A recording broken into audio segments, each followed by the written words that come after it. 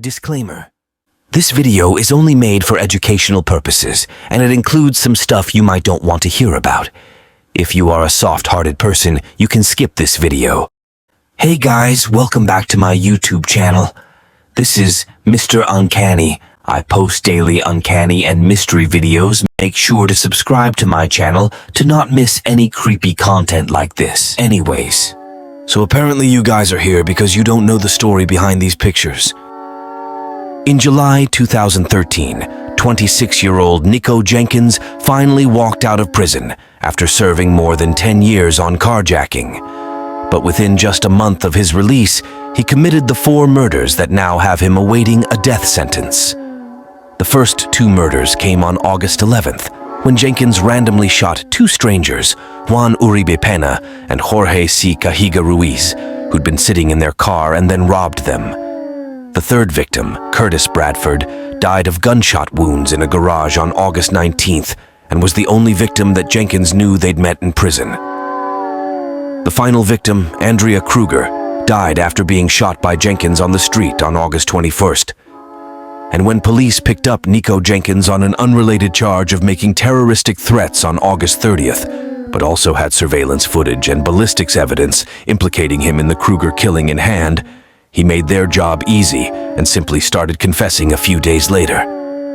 Throughout these rambling confessions that lasted some 8 hours, Jenkins claimed that the 4 deaths were a sacrifice to the Egyptian demon snake god Apophis.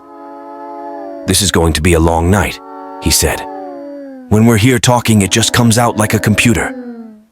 My head kept pounding. Boom, boom, boom, boom, boom. And I was like, what the expletive is going on?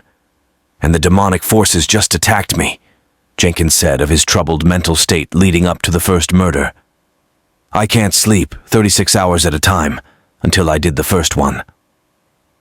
Ultimately, after confessing to the other murders as well, Jenkins broke down in tears as he told detectives that he just wanted treatment for the various mental illnesses he claimed to have had, illnesses that he also claimed were ignored by the Nebraska Department of Corrections throughout his time in prison. "The Nebraska Department of Corrections is so responsible," he told detectives. "This is equivalent to me being a pit bull that they pull off that chain, and whoever it hurt, you're responsible for it, because you knew the danger of the animal, knew the danger that you created in that cell." He later even filed a $24.5 million lawsuit against the state of Nebraska, one that never came to pass, claiming that they failed to treat his mental illnesses while he was in prison and released him too early. The trial of Nico Jenkins. On April 16, 2014, less than a year after confessing to the killings to detectives, Nico Jenkins pleaded no contest to the charges of first-degree murder. Shortly afterward, court-appointed psychiatrists believed that Jenkins was not competent to stand trial. One clue was that Jenkins performed various self-mutilations while in custody. In April 2015, he tried to carve the number 6666 into his forehead. But because he was looking in a mirror while doing so, the numbers came out backward, like upside-down 9s. On June 27, 2015, he cut the word Satan into his face and then cut his tongue into a snake-like shape. And in September 2015, Jenkins told a judge that he was listening to the voice of Apophis when he attempted to cut his penis into the shape of a serpent and did enough damage to require 27 stitches.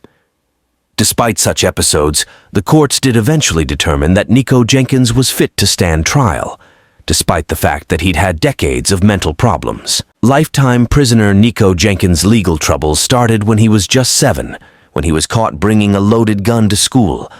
By 13, he'd committed multiple assaults, and at 15, he committed 2 armed carjackings and received a sentence of 21 years, of which he only ended up serving about 10.5, and his psychological evaluations suggest that his mental problems stem all the way back to that loaded gun incident at age 7, when he claimed that the voice of Apophis told him to carry the weapon with him to school. However, experts are split as to whether Jenkins actually has diagnosable mental disorders. In 2009, a prison psychiatrist said that he suffered from bipolar disorder, schizophrenia, and possible psychosis. But other psychiatry experts have said that Jenkins is faking all of it so that he can be declared mentally unfit for criminal proceedings. Despite his years of mental issues, Nico Jenkins stood trial in 2014. During the trial, held as a bench trial in front of 3 judges as opposed to in front of a jury at Jenkins' request, he represented himself and engaged in unusual behavior, including speaking in tongues and laughing while his murders were described. In April, he was found guilty, but wasn't sentenced to death until 3 years later. In the interim, authorities delayed his sentencing in order to evaluate him psychologically and be sure that he could understand the proceedings at hand. Ultimately, they concluded that he was fit to receive the penalty of death. What is your opinion on this? Comment below. Thanks for watching the video. For more uncanny incidents like this, subscribe to my channel and check out my Instagram accounts for dark humor and more such content.